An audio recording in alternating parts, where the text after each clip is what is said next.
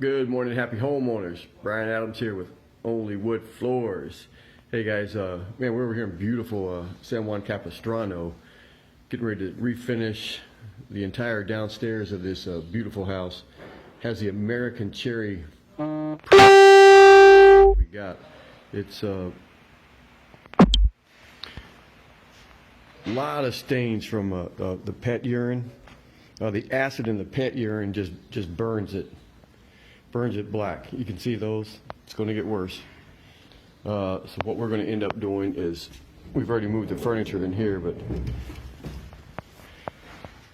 yeah, you can actually see this big carpet line where the carpet used to be.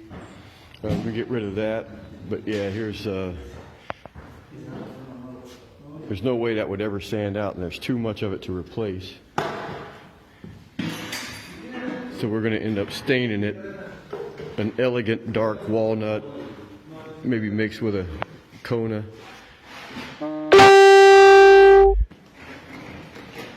This is what it used to look like, or should look like.